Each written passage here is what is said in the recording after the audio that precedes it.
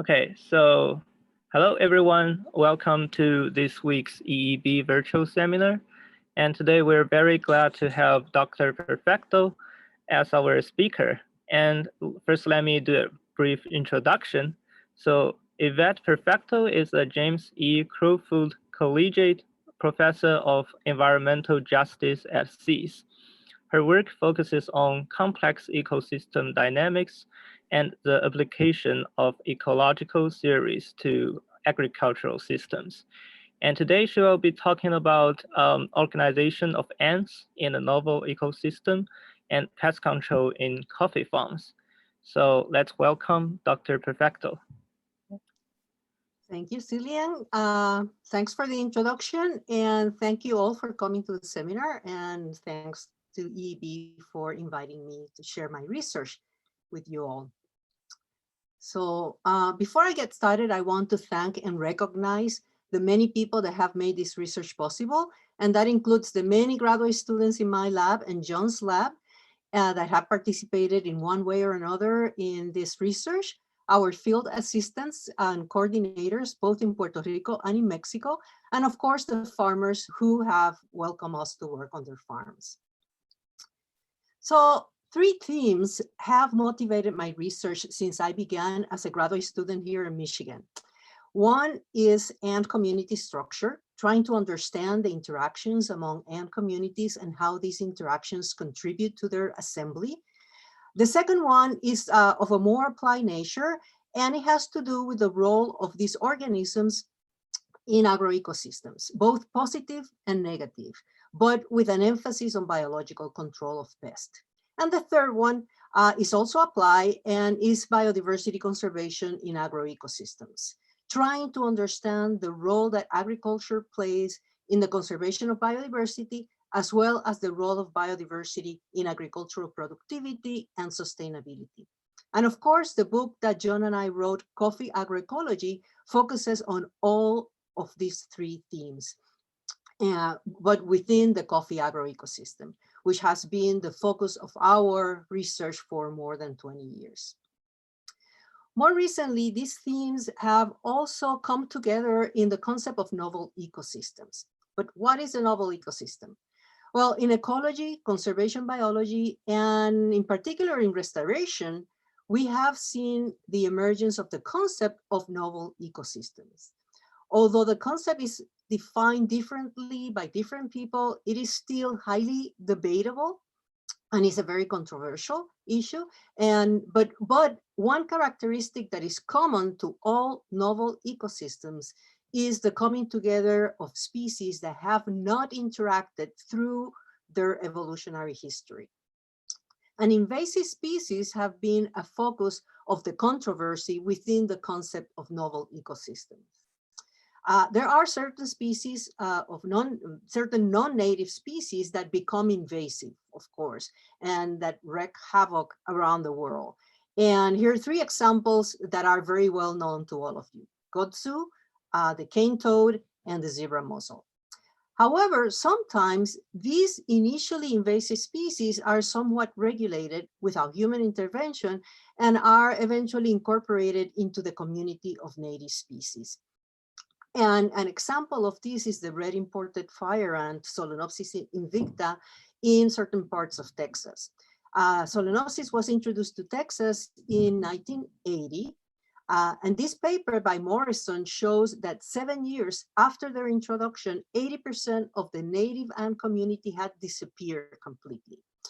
In this graph, you can see the effect of comparing ant richness and ant diversity in areas infected with Solenopsis, the black areas here, the black bars, and areas not infected with Solenopsis, the dashed line. But then subsequent surveys after 12 years of the original invasion showed that all the native ant species had come back, and Solenopsis became one of many species in the community.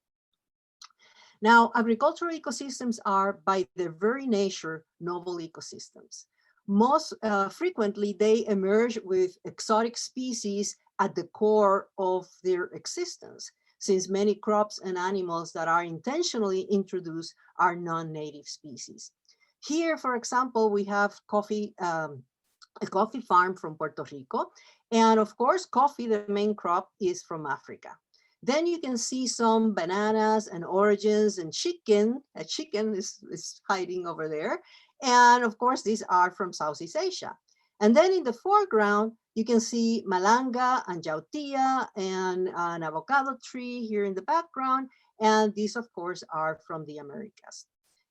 This intentional collection of plants and animals is inevitably followed by other species, including herbivores and their predators and parasites, other plants that compete with the crops, mutualists, etc.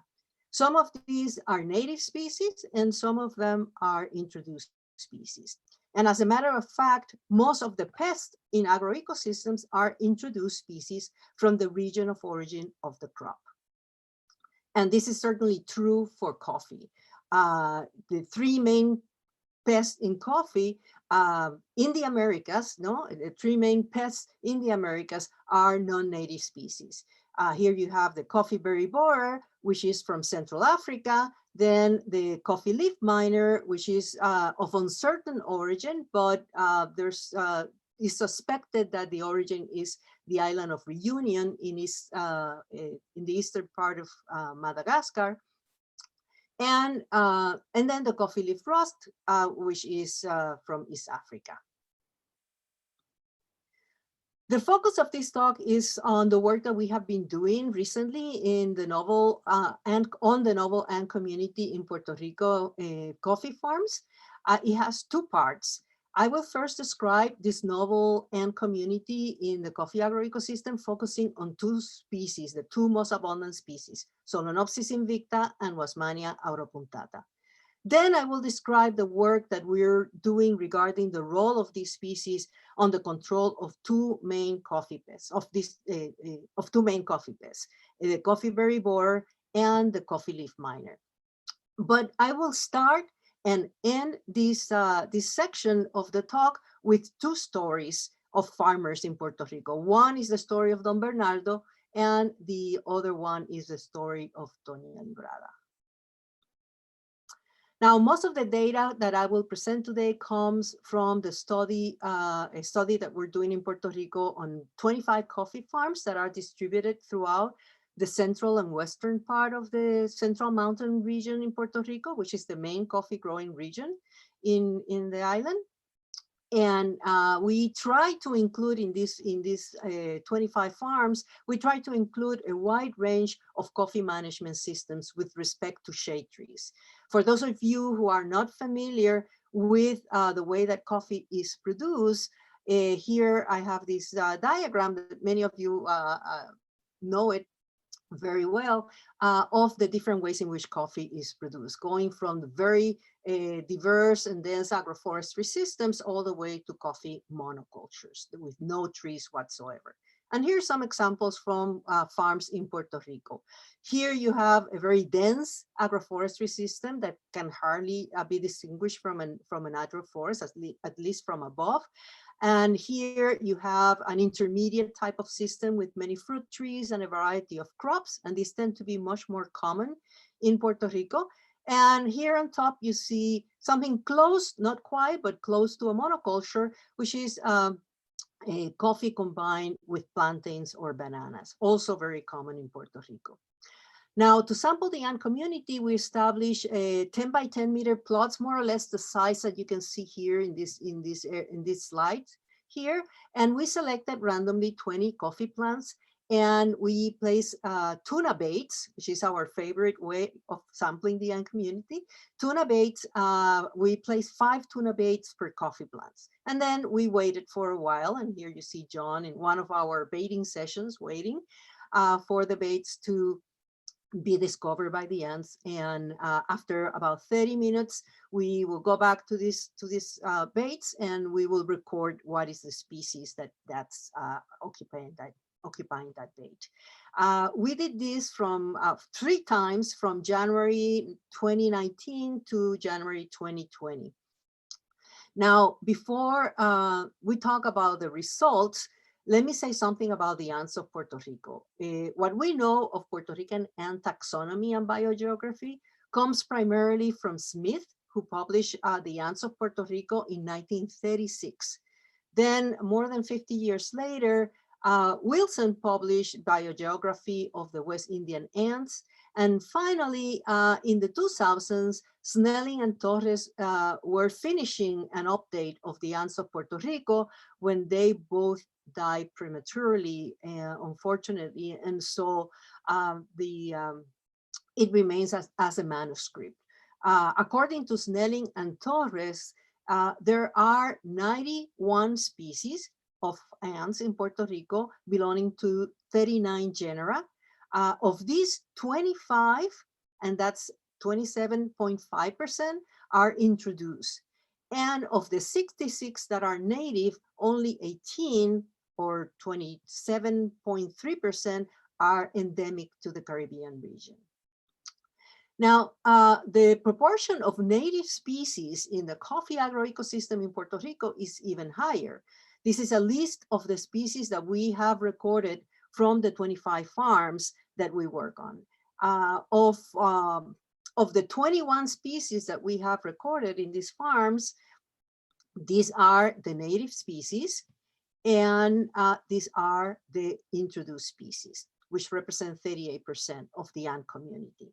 And many of these are actually considered invasive species in many parts of the world. Notice that these are organized by total abundances or number of baits occupied by ants, and all 4 of the most abundant ants, representing 79% of the baits, are occupied by non-native species. Now, here we have a list of the farms and the species of ants that were dominant or co-dominant in each farm during each of the 3 sampling periods. Of the 21 species recorded, 9 were dominant in 1 or more farms, but never in all the farms. And of those 9 species, only 3 were native species, the ones that are highlighted here in green. 2 of the species the 2 species that emerged as the dominant species in like 50% or more of the farms at any given point in time were Solenopsis invicta, the red imported fire ant, and Wasmannia ropunctata, the little fire ant, or sometimes called also the electric ant. Both of these are non-native of Puerto Rico and are considered among the most invasive ant species in the world. Now, these 2 species tend to have different preferences with respect to canopy, to canopy cover of the farms, with Solenopsis invicta decreasing with the percent of canopy cover, and Wasmannia ropunctata increasing with the canopy cover. So you would expect that this suggests that we should find dominance of Solenopsis on the open sun farms and dominance of Wasmannia on the most shaded farms. But that's not the case. Actually, if we go back to the list of farms and the dominant species on those farms, the slide that I showed you before, we can see that although some farms were always dominated by the same species, like here, for example, you have this dominated in all 3 sampling sessions by Wasmannia ropunctata, and these 2 by Solenopsis invicta. On other farms, the dominance switched from Wasmannia to Solenopsis or vice versa. So given that these 2 species are the most abundant in these farms, we decided to study, to focus a lot of our study on these 2 species and try to understand better their interaction and their impacts on these coffee farms. So what do we know about these 2 species? Solenopsis invicta is considered an invasive species, as I mentioned before, is originally from Brazil and Argentina, and it was first reported in Puerto Rico in 1981. And soon it spread all over the island. It nests on the ground form these big mounds. And I want you to notice in this diagram, these lateral tunnels, because they will become important later on during the talk. Solenopsis invicta is polymorphic with an almost continuous spread of sizes, like as you can see from this picture here. And according to Walter Schinkel, who has studied this species a lot, the majors are produced only in the older colonies after about 1.5 to 2 years, like is shown here in this. These are the majors, the big ones, these ones that you see here, and this is the total number of workers, no? And so the majors are produced after the first 1.5 to 2 years, which is very convenient because it allows us to distinguish between newly established colonies, the ones that are 1 or 2 years old, and older colonies. In terms of their impact, they can have both positive and negative impacts. Farmers really dislike this species because of its powerful sting that leaves a pustule filled with pus that lasts for almost a week. They also have the really bad habit of crawling up your legs without you realizing it, and then all of a sudden they sting at the same time. In Nicaragua, the native fire ant is called quita calzón, which means take off your pants. And this is due to the many instances where people had to take off their pants due to a fire ant attack. But on the other hand, they are excellent predators, and they have been reported to play a very important role in pest control in some agroecosystems. And this is also one of the reasons why we were interested in understanding how these species fit within the rest of the ant community. The other species is Wasmannia punctata, which is native to Central and South America. And although its time of introduction in Puerto Rico is uncertain, there is evidence that this species has been on the island since the Spanish colonial period. This is a very small, really tiny, as you can see in this picture, really tiny ant that nests almost anywhere, on the ground, on twigs, on crawl up leaves, tree trunks, bark, anywhere. As most or as more typical of the invasive species, it sometimes forms these very dense patches of up to 1 hectare in size, where it dominates all the baits. When you are baiting, they dominate all the baits, and you cannot find any other species.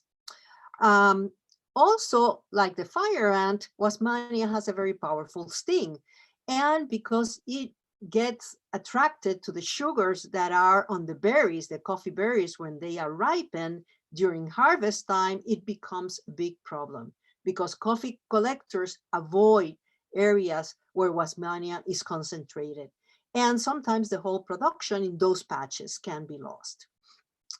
It also attacked domestic animals, as you can see in this dog that has this cloudy cornea. This is, it basically blinds domestic animals. But again, as is the case with the fire ant, it could also be an important predator of pests in agroecosystems. And here you can see it carrying the coffee berry borer, which is the main coffee pest throughout the world, actually. Now, looking at how these two species interact, here's a scatter plot of the abundance of these two species with the red circles signifying the average of the 3 sampling periods in each of the 25 farms. And notice that most of the points are either in the x-axis or in the y-axis. So in particular plots, you either have Wasmannia or you have Solenopsis. However, in some plots, both of these species are present and are actually fairly common, which provides us with the opportunity then to study their interaction. Now, to study their interaction, we began by conducting some behavioral studies in the lab. We brought colonies of both species to the lab, placed them in these containers here, and waited for them to get acclimatized, and then connected them with this little bridge here. And what you see in the video is the Solenopsis colony aggressively attacking the Wasmannia colony. eventually killing all the individuals in the colony. And this happened 100% of the times in 18 trials that we conducted. But we know that these two species actually coexist, at least in some of the farms. And we also know that areas that were dominated by Solenopsis can become dominated by Wasmannia later on. So what's happening here? To examine how these interactions transfer to the dynamics of the spatial distribution of these two species in the field, we establish a larger plot in a farm where both species occur and map the presence of the two species in all coffee bushes. Here's what the distribution, this map here show the distribution of the two ant species in the coffee bushes. And this was for January 2019. Each point in the coffee plant, each point represent a coffee plant.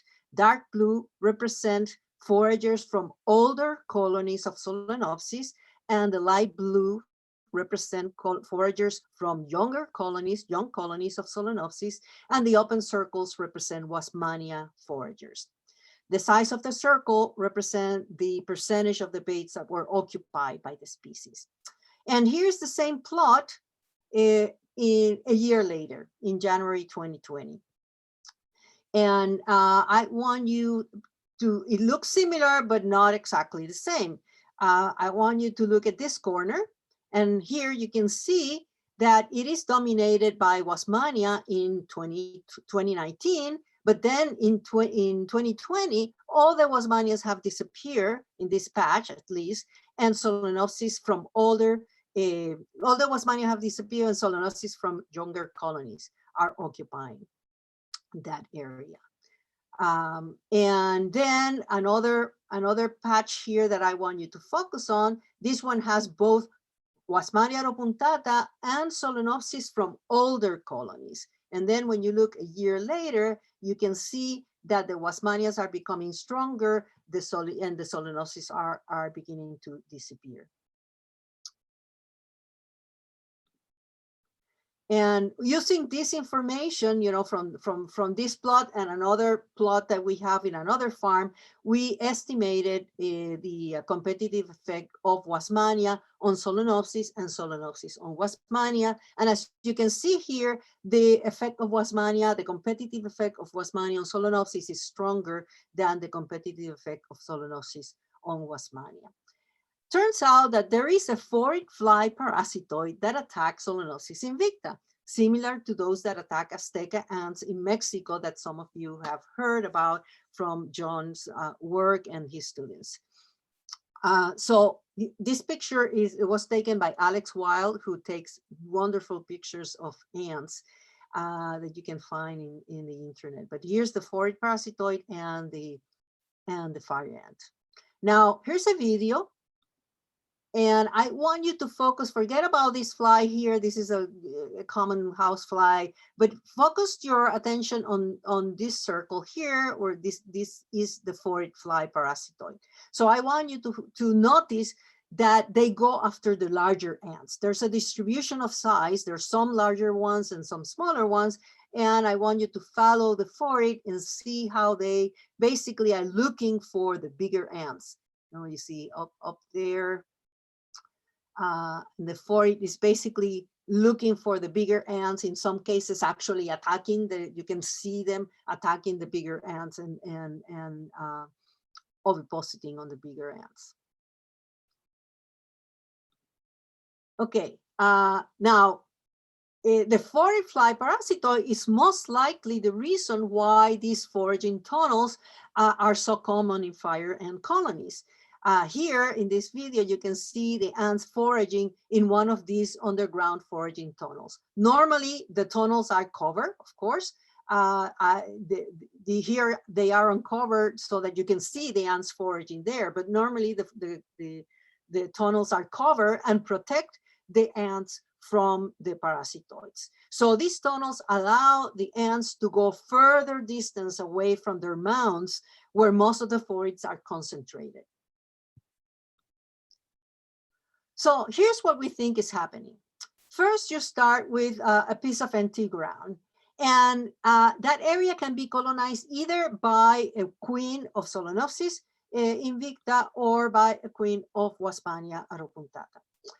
If it is colonized by Solenopsis queen, it will begin the production of workers, smaller workers, no? Eventually, the colony becomes more mature and began the production of larger workers. Both of these, the older colonies and the younger colonies, could interfere with Wasmania queens trying to establish new colonies. Also, the larger workers attract phorid parasitoids, and eventually the local population of the phorids increase and cause death or movement of the older colony of Solenopsis, leaving an empty ground that can be colonized again, either by Solenopsis or by Wasmania. Now, here are two examples from the field that support this dynamic. Two additional examples that support these dynamics. These are two plots, 30 by 20 meter plots on another farm, a different farm. And here in the first one to the left, here you can see basically the distribution of the ants. I'm sorry, is different colors, but in this particular map here, the Wasmania are shown in red. The blue here signify the Solenopsis invicta foragers from older nest.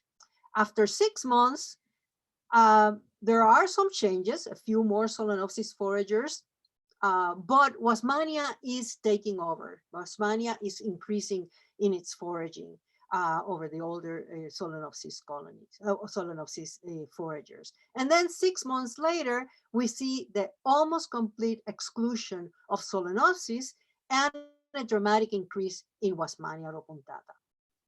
The next one, let me go back here. The next one, starting here, this is another plot in the same farm, but a different plot. And you can see that we start with a dominance of Wasmania, although the foraging is not that strong. And then 6 months later, we have very, very strong foraging of Wasmania in this plot. And then 6 months later, we see the initiation here of the younger Solenopsis invicta. So all of these here are younger, they are foragers from a younger colony that got established around here someplace. So basically, what we have is, young Solenopsis followed by old Solenopsis, followed by Wasmania, followed by young Solenopsis, etc. An intransitive loop, no? So given this, we feel that we now understand at least some aspect of this novel ant community, and in particular, the basic dynamics of the interaction between these two species. But so what? How can we use this knowledge to improve the management of the coffee agro ecosystem? And that brings me to the second part of this talk. And that is the practical importance of this novel ant community. I want to motivate this part of the talk with the story of Don Bernardo. Here's Don Bernardo. You can see him here. Don Bernardo is a coffee farmer and the owner of Finca Gran Batey, one of the farms where we work. Don Bernardo told us how his farm was the paradise of Abayarde. Abayarde is the common name of Wasmania, the little fire ant in Puerto Rico, no, this one here. They were all over the place. They were everywhere. He had trouble getting people to work harvesting the coffee in the farm because of the little fire ants. But then a friend told him that diazinon, an organophosphate pesticide, killed the little fire ants. But he had a problem because diazinon was not approved to be used in coffee. However, his farm is a polyculture of coffee and oranges, and diazinon was approved for the use in oranges. So being the smart guy that he is, he got the permit to use it in his orange trees. And of course, some of it spilled over into the coffee. And voila, he got rid of all the fire ants. But immediately after that, his farm basically got swamped by the attack of the leaf miner. The outbreak in Don Bernardo's farm caused significant decline in production the following year. So could it be that Wasmannia was controlling the leaf miner? Or perhaps something else that was also eliminated by the pesticide was controlling the leaf miner. So the rest of this talk is about the two main coffee pests in Puerto Rico and how ecological interactions involving ants might be implicated. So let's start with the coffee berry borer. Some of you also know the coffee berry borer because we have done a lot of presentations about this insect. This is a very small scolytic beetle that caused a lot of economic damage in coffee because it burrows into the seed, directly damaging the seed. Here you can see it basically burrowing into the seed. It takes them about an hour to get their entire body inside that hole and protect them from, in a way that they will be protected from predators. In this other video, you can see what can happen when there are ants foraging on those plants. And you can see here that there is a little coffee berry borer doing its thing, burrowing into the seed, but then it's discovered by these ants and they take them away. This is Fidoli synanthropica in Mexico, in our plots in Mexico. So indeed, in our previous work in Mexico, we know that ants do have a negative effect on the coffee berry borer. We know that when they are tending scales, like you see in this video here, they're foraging and tending scales on the coffee berries, that when they're tending scales, they tend to protect the plant against other herbivores, including the coffee berry borer. And here in this graphic show the negative relationship between the number of scales and the damage by the coffee berry borer. So the more scale, the less damage. And we also know from manipulative experiments that were done by John O'Morris that adding different densities of adult CBB, the coffee berry borer, to plants with and without Azteca sericiasur, that the Azteca significantly decrease the coffee berry borer. Across all densities, the coffee berry borer declined by 71 to 81%. We also know that many of that this is not just Azteca sericiasur, but there are many species of ants that do have that effect. Here from this work by David Gunther, one of my former student, that of 8 species that he tried in the field, 6 of them had significant impact on the berry borer. And finally, we also know that the really tiny ants, the smaller ants, penetrate and can eat inside the berry borers, the immatures that are inside the berry borer. This is for Solenopsis spicea, a really tiny Solenopsis ant, and Wasmannia ropunctata, the same one that we're talking about from the studies in Puerto Rico. Okay, so obviously size matter. Now, going back to Puerto Rico, to the 2 most common ants in the coffee farms, Wasmannia on average is about 1.5 millimeters, while Solenopsis is 3 to 6 millimeters. And the coffee berry borer is about the same size of Wasmannia, 1.5 millimeters. So the Wasmannias can penetrate inside the holes that are created by the berry borer, but the Solenopsis cannot. So given this difference in size of the ants, we also expect that the ants to have different effects on the berry borer, depending on whether they are outside of the berries or inside of the berries. So if we start with a berry that's ready to be colonized by the coffee berry borer, there are 2 options. First, large ants are patrolling the plants and prevent the coffee berry borer from penetrating the seeds. In this case, this will lead to a reduced coffee berry borer damage. However, the larger ants are not able to protect all the coffee berries. So therefore, some of them will be penetrated by the coffee berry borer, leading to some level of damage. Now, once that coffee berry borer is inside the berry, there would be differential survival rates. Now, once inside the berry, its survival would depend on the type of ant that is foraging on that plant.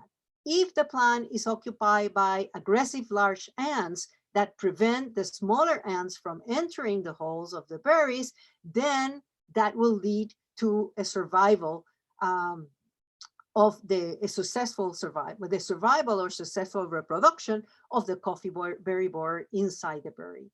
But if the plant is occupied by smaller ants, these ants can penetrate through the tunnels created by the coffee berry borer and prey on it. So this will lead to a reduced survival of the coffee berry borer. So what are the expectations for farms that have both Solenopsis and Wasmannia? First, if coffee plants are occupied by Solenopsis, basically we would expect lower levels of damage of the coffee berry borer, and those berries that do have damage, we would expect then a higher survival of the coffee berry borer. On the other hand, if the plant is occupied by Wasmannia, we will expect lower survival, but the damage would depend on whether this little ant can prey or not on the berry borer. So this is a result from the studies that one of my students, Janice Newsom, conducted. She, basically sampled plants that had Wasmannia and had Solenopsis, and you can see here, and then open the berries, look at the damage, open the berries, and you can see that with for Solenopsis, the damage, as we expected, is lower in the plants that have Solenopsis invicta versus the ones that don't have Solenopsis. The survival is in the direction that we expected, no higher survival, but this is not significantly different. Now, the plants that had Wasmannia show that if you look at the survival, we have a lower survival as expected, a lower survival of the berries inside the berries, of the berry borer inside the berries with Wasmannia present. In terms of the damage, there is a reduction, but that reduction is not significant. So if we construct a network of interactions, we begin our network of interactions. The black lines represent direct interactions. The little black dots represent negative effects. The arrows represent positive effects. So these are all direct interactions of competition and predation here. And to this, we have to add then the phorid fly, which is a parasitoid of the Solenopsis invicta, and that create a higher order interaction, which is in blue here, because it's basically affecting the competitive effect of Solenopsis on Wasmannia. Now, if we're interested in insects in the coffee system, in Puerto Rico in general, we need to also look at what's happening with the lizards, which could be important, can be important predators in the system. And this is the giant anole, and these are two other species that are very common, Stratulus, Anolis stratulus, and Tristatellus in the coffee system. Ivan Monaghan, one of the frontier students in EEB, studied lizards in coffee farms in Mexico and Puerto Rico. And he found that while the average abundance of anole lizards in Mexico was 43 per hectare, in Puerto Rico it was 609 per hectare, 14 times higher. He also conducted experiments to see if the anoles were preying on the coffee berry borer. And this is the setup here with the berries here. And he introduced the coffee berry borer. There should be some anoles here.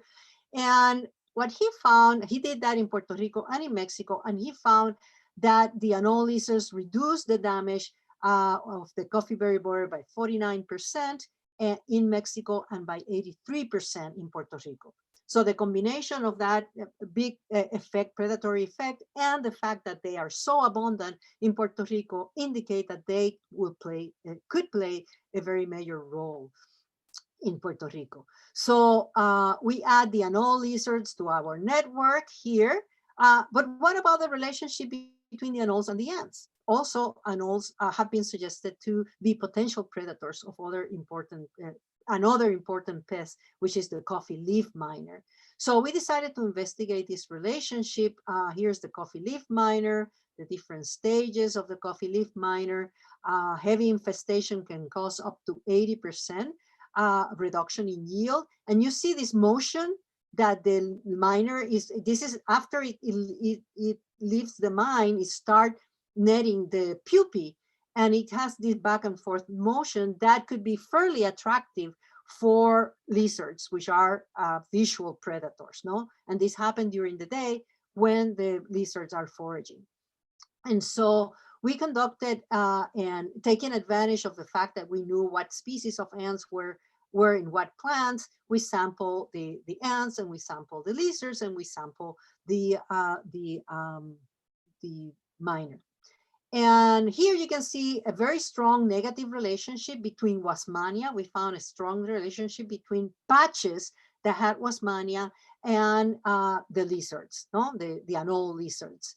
But that was not an effect on a per plant basis. So what happens is that the patches that are dominated by Wasmannia are avoided by the lizards. And here you can see the results that include the coffee leaf miner. And what I want you to notice here, this is an area with high ant activity and the areas with low ant activity. And these two bars are in two farms that represent the abundance of anoles. So in high ant activity, you have lower abundance of anoles than in low ant activity, but you have lower miners damaged by leaf miners or leaves with mines in the areas that have low ant abundance versus the ones that have high abundance. So essentially, what's happening is in those patches that have very high the high density of the Wasmannias are affecting the anoles, and they have a negative effect on the anoles. And that prevent them from basically eating the leaf miner. And so we have to add here the leaf miners that are being eaten by the lizards, and then the higher order effect of the Wasmannia on the lizards. I know I'm kind of getting a little bit, it's a little bit late. I thought, but I just don't want to finish this talk without talking about the workers, basically the another component that is important here, that is the people that are harvesting the coffee and that are being deterred from harvesting the coffee by the Wasmannia ant. So I'm going to finish this talk with another story, and this is the story of Doña Librada, the woman in the pink shirt. And this is an example of the importance of local knowledge and how local knowledge can stimulate scientific inquiry and enrich scientific knowledge. In one of our trips to Cuba, John and I met Doña Librada. She is a coffee farmer from Santiago de Cuba. She told us that she had a huge problem with the bibijagua. This is the Wasmannia, the name of Wasmannia in Cuba. But that she noticed that the plants that were close with, that had nest of Phaidoli close by, this is Phaidoli megacephala, that the plants of coffee that had this ant close by were not foraged by Wasmannia.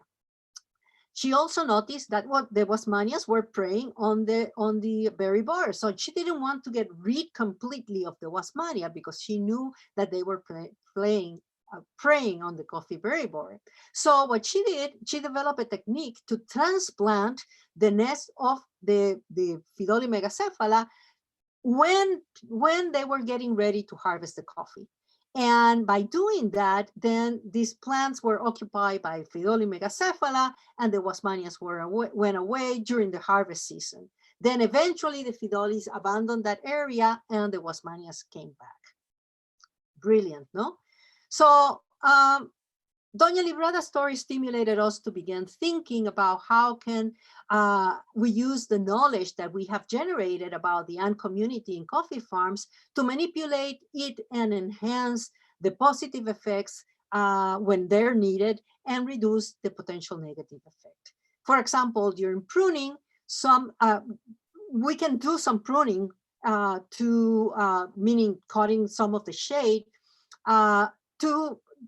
in a very strategic way to enhance the younger colonies of Solenopsis invicta to get established right before the harvest of coffee, reducing the Wasmannia foraging temporarily and allowing people then to go into these areas and harvest the coffee.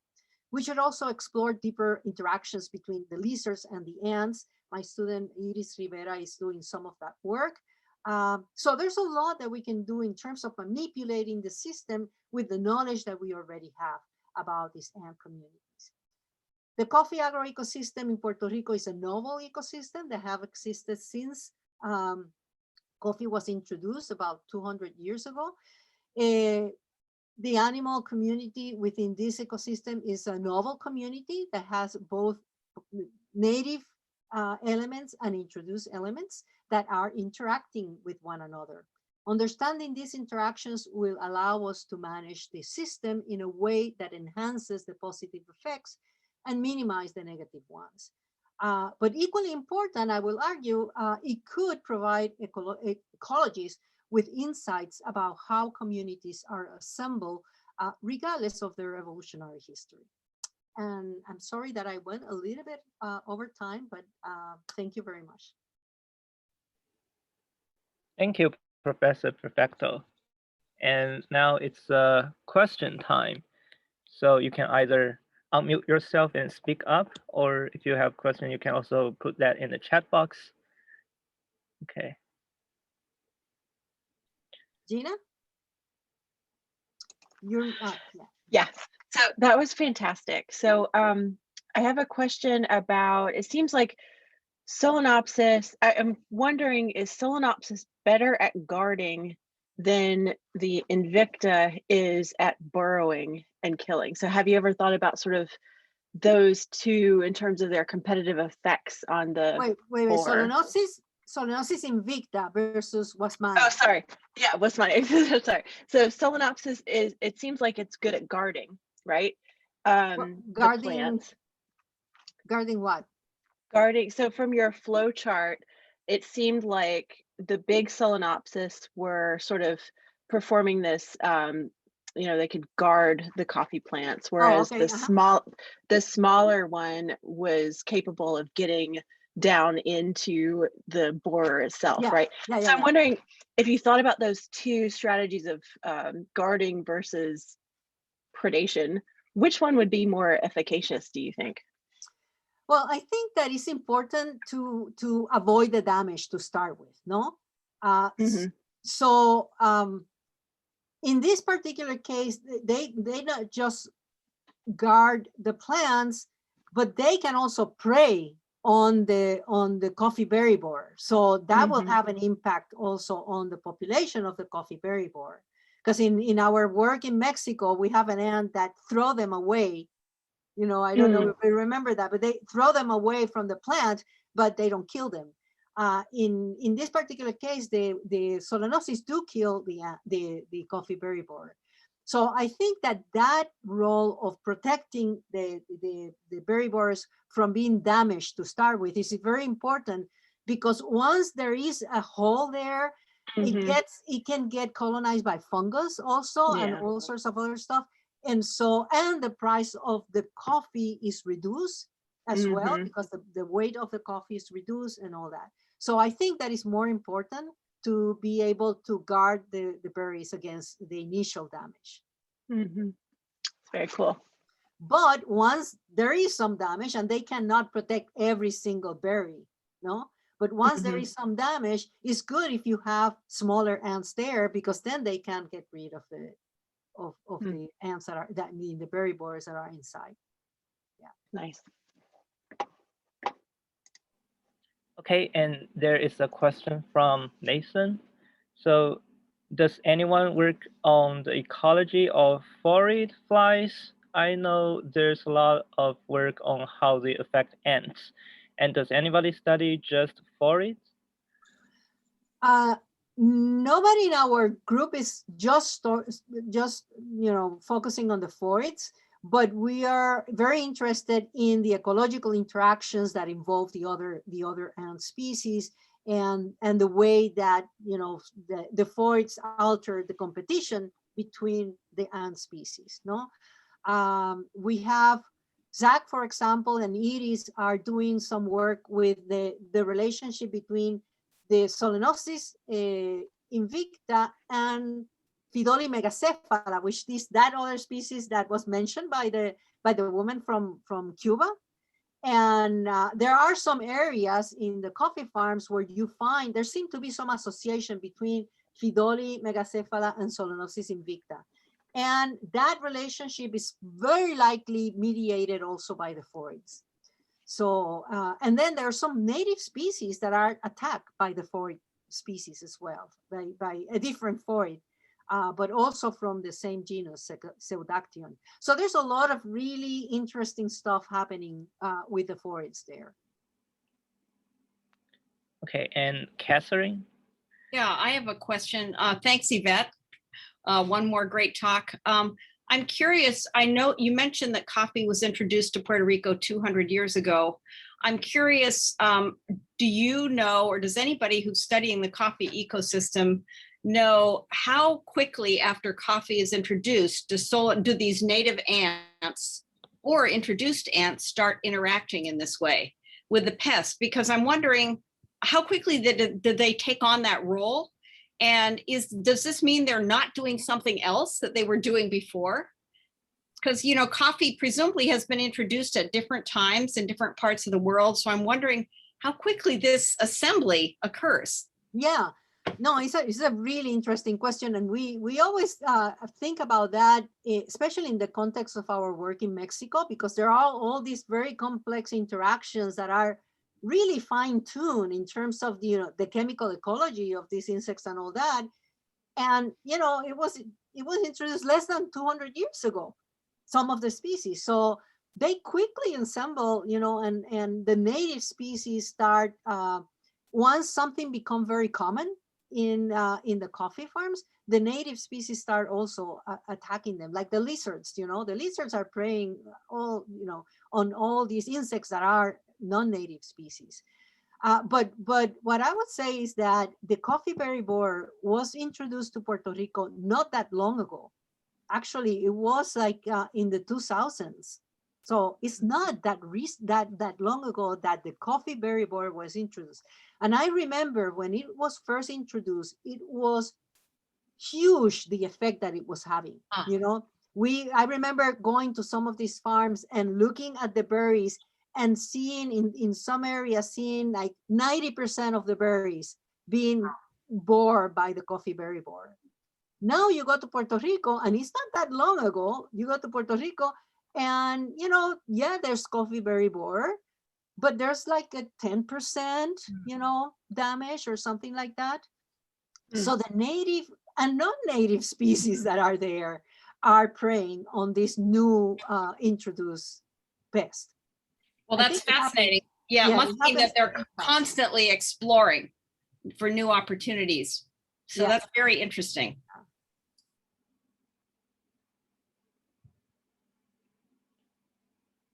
Okay, so is there other questions?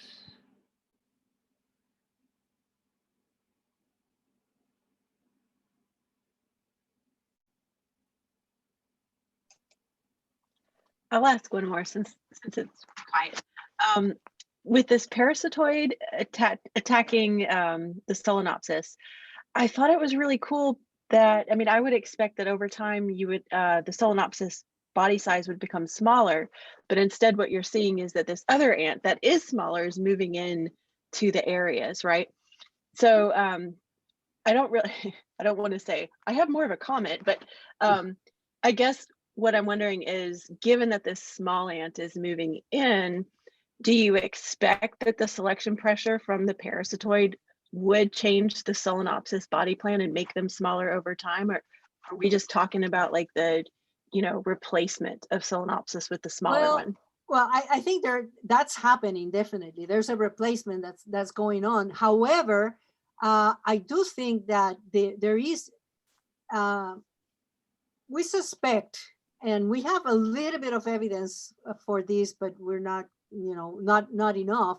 But what we think is happening is that once the phoids get very dense in a particular patch, that colony start producing, goes from old colony to young colony, basically.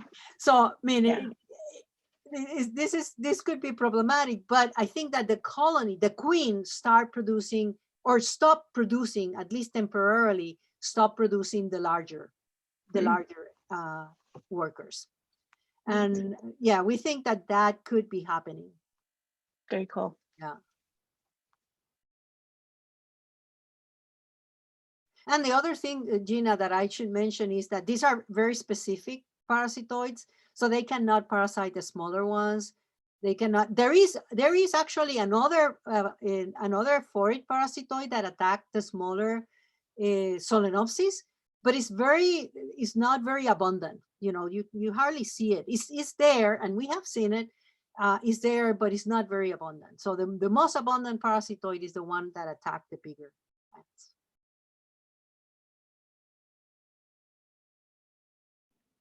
Okay, let's see. Is there any other questions?